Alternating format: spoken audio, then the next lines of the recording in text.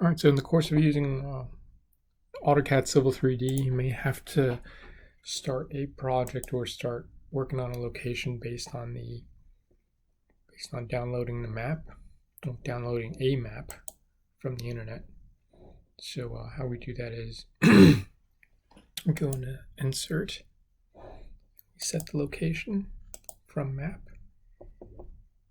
and if you're not already registered, it's going to ask you to probably sign up through your email.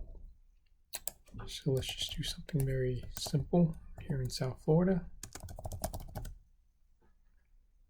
So this puts me right at downtown Miami. I'm going to drop a marker right there. Go next.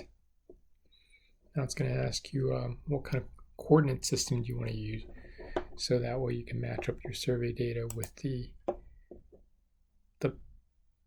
coordinate system you're using. And in my case, I'm going to be using the state plane coordinate system here in Florida for Florida East. All right, once you do that, it's going to ask you where you want to put the pin. Put the pin down, setting the origin, and I'm going to just plop it right in the middle right here. Say the direction in the north angle. So north typically points up, so we just do the default 90 degree.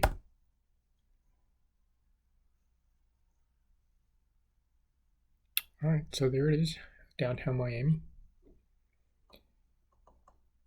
And we're going to zoom in a little bit. Now what happens a lot of time is once you start working on the project, you don't want to have that marker just sitting there. So turn the marker off. You start typing in the commands. Type geo.